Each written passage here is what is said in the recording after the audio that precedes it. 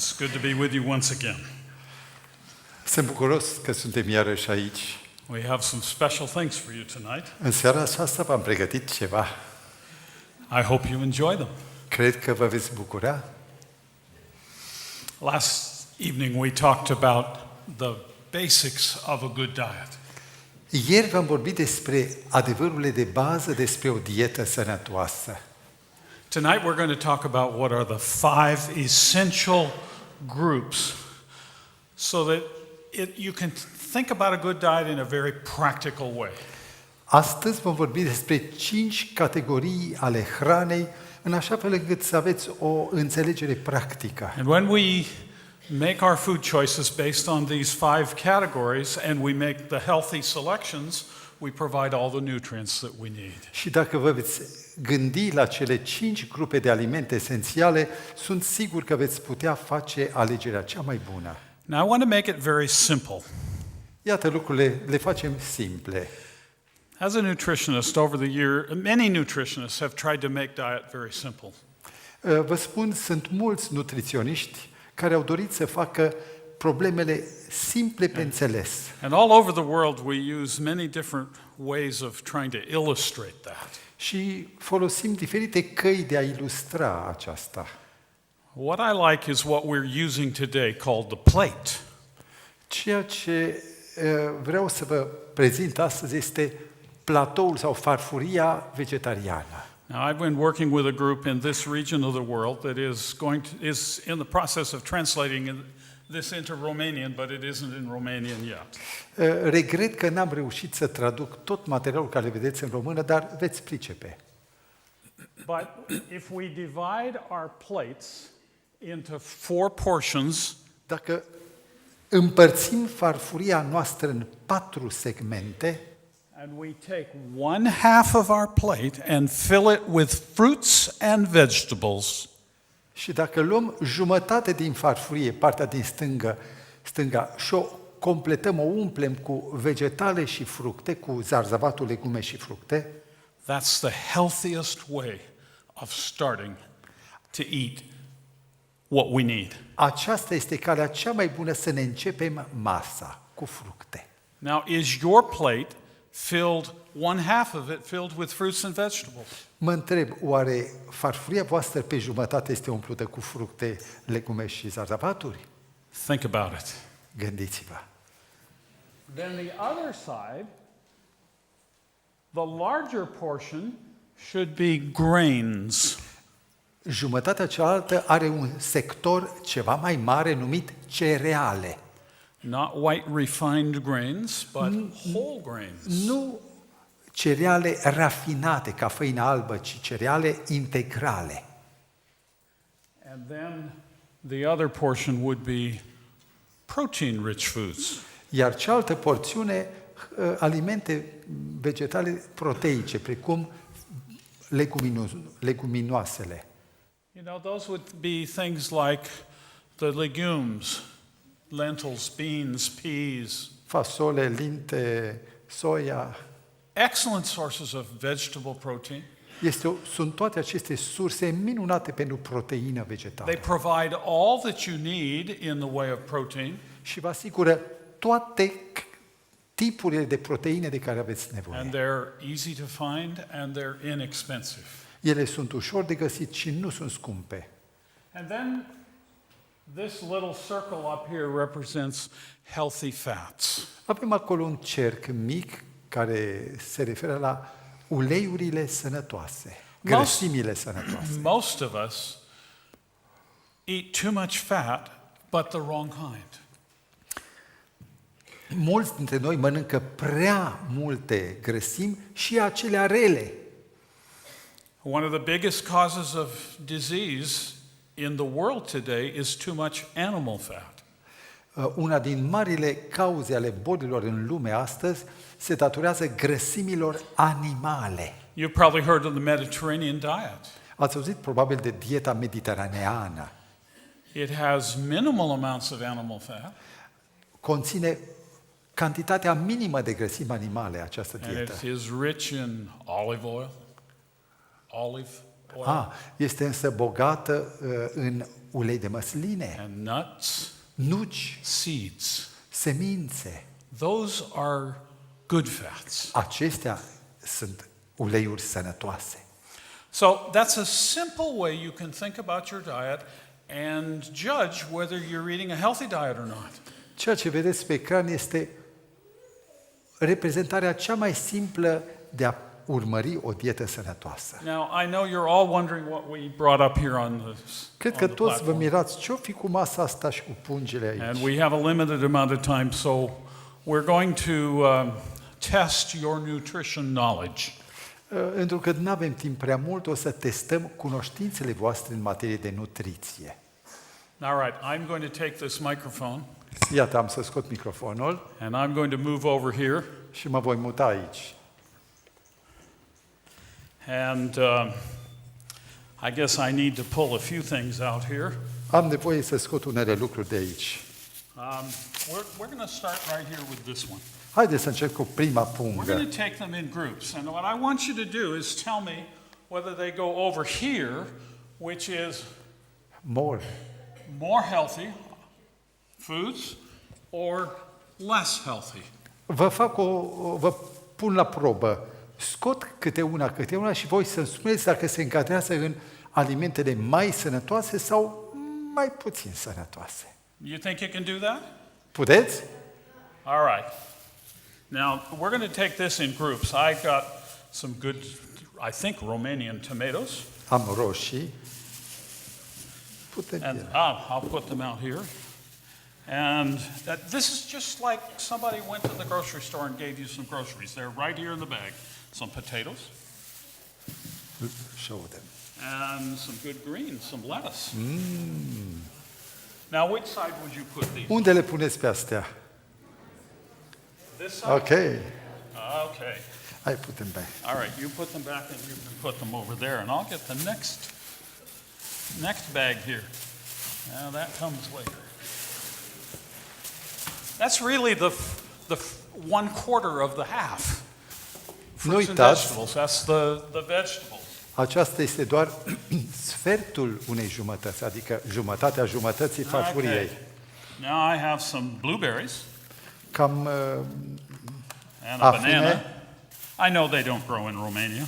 știu că nu cresc aici. And an orange and some apples Mere, and one of my favorite fruits, a mango. mango.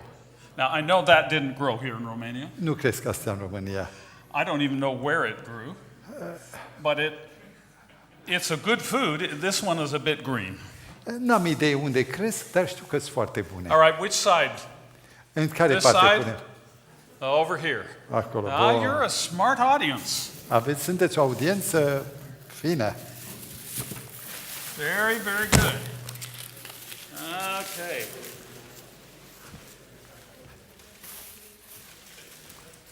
Now, I don't know. No one likes these, do they? Știți ce e asta? Milk chocolate. Over here, they say. Aici? Here, ok. I think they're right. Cred că sunteți pe felie. Yeah. Okay, now somebody gave me some of these. Ceea mi-a dat nuci. Ah, very good. Now, how many of you enjoy spaghetti or pasta? Câți vă bucurați de spaghetti sau paste? Hai. Cam mulți. Okay, very good. Now, do you use white pasta or whole grain pasta? De care folosiți? Paste din făină rafinată sau din făină integrală? This is whole grain pasta. Which Este side? din făină integrală. Unde o punem? Over here. Acolo. Ok. Okay, we'll put it over here for now. Okay. Now I've got some other things, and maybe you're beginning to salivate looking at these, but let's start with this bread. Haideți să încep cu Talked about pâinea. grains. Now Pâine albă, white bread. this is just good white bread. Pâine albă. I see them. They're pointing over here. Jos acolo. And what about this? This is whole grain bread. Over here. Okay. Now, you know, I often wonder about this kind of bread Multe ori mă mir cu privire la această pâine albă. because if you sat on it, you'd wonder where it went. When you, If you sat on it, you'd wonder where it went. the first one. Ah, când o strângeți, vă întrebați unde a dispărut. There's nothing there. Burete. Can't do that with good Asta nu pot să fac cu pâinea ta. Okay, now, how many like potato chips?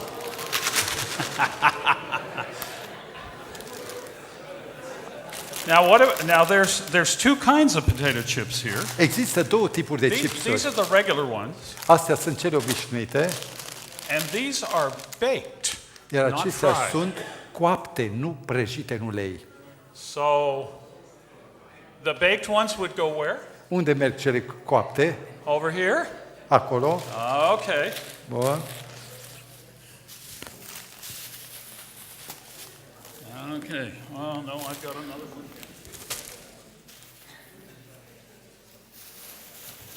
Now, you know I'm not taking any of this food home tonight. Vă spun, niciuna din aceste produse nu le duc cu mine. I have given the pastor the responsibility of distributing it. Am lăsat pastorului libertatea să o distribuie celor care But the things vor that fi go over destinatari. here, Dar We're cele not care gonna sunt în distribute. colțul ăsta,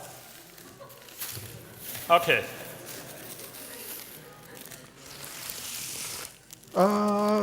vafe și napolitane.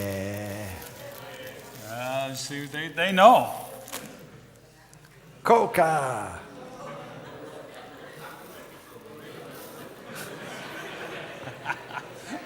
Oh, somebody said it.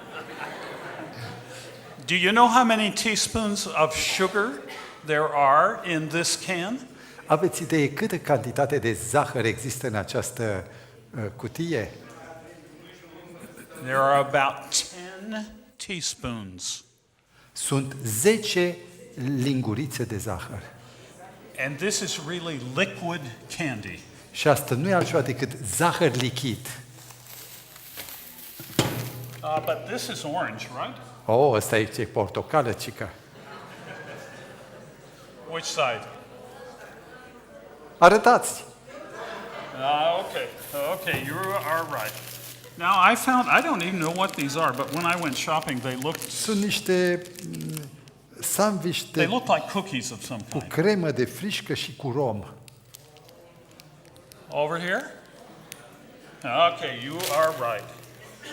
What about these?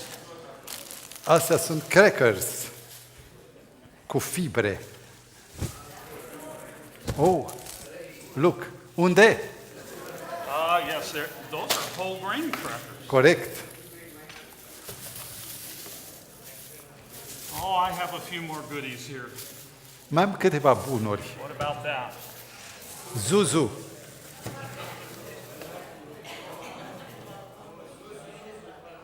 Okay. It's 1.5%. E 1% și jumătate grăsime, deci e destul de bine. So I think I'd put it over here. Cred că o pun acolo. What about yogurt? Iaurt cu zahăr. Which way? Now, is that because you don't like yogurt O puneți aici că nu vă place, or because you don't think it's good for you? pentru că bănuiți că nu e bun. A lot of sugar, they say. Okay.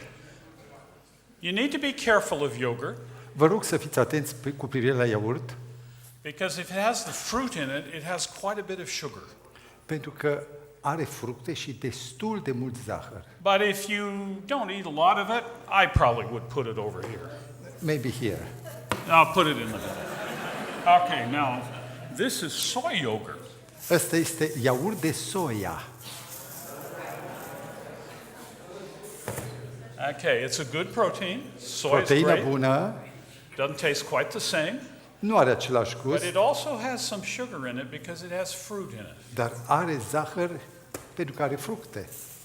My recommendation is if you use yogurt, then use plain yogurt and put your own fruit in it. Dacă totuși folosiți iaurt, să folosiți iaurt pur și băgați fructele voastre în el, nu cele care le pun alții. And what about this? Ce pare despre asta? Margarina. Now, why would you put it over there? De ce o puneți aici? Because it's fat? Din cauza grăsimii. Now, if I had some butter up here, which way would you put it? Dar dacă ar fi unt, unde l-ați pune?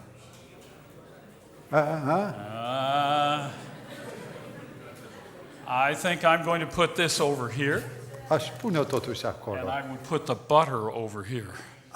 Margarina asta special aș pune acolo și untul aici.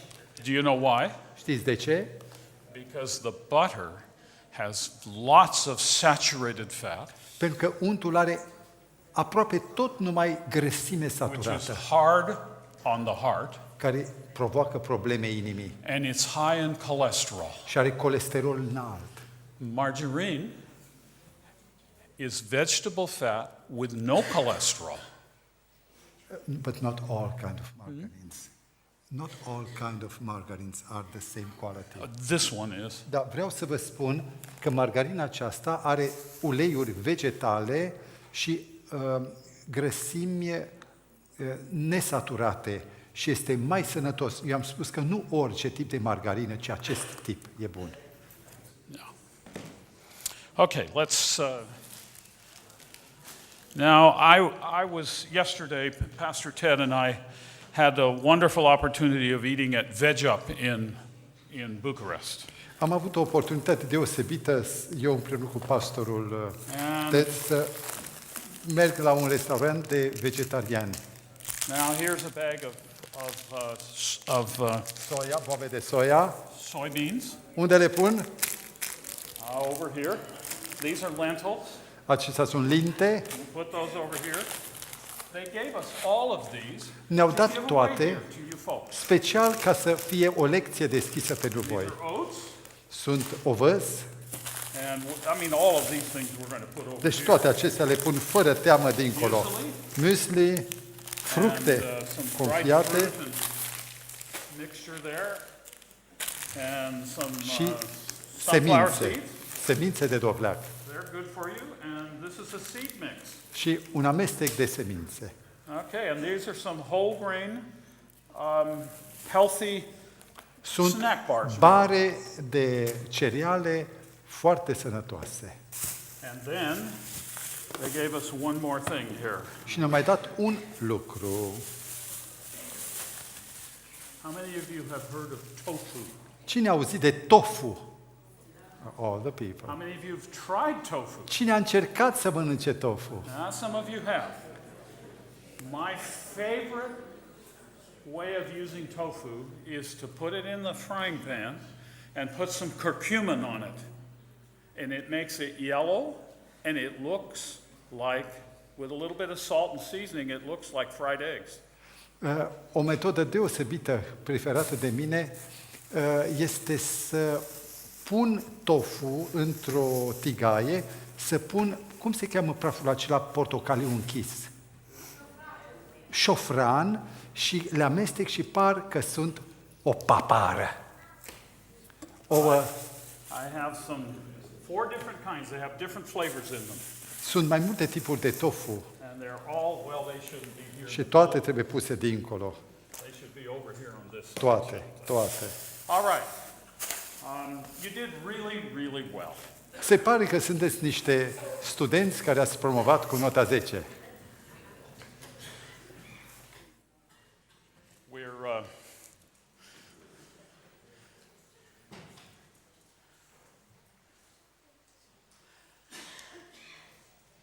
We just have a couple more slides. Mai avem câteva imagini. We're going to move through several of these very Trecem prin quickly. câteva dintre ele care sunt deja depășite. You know, healthy diet gives us good health and it gives us a clear mind. Dieta sănătoasă ne dă sănătate And that's viguroasă why și o minte curată. And that's why we want to make good Și choices. de aceea trebuie să facem alegeri bune. Jesus said, Iisus spune,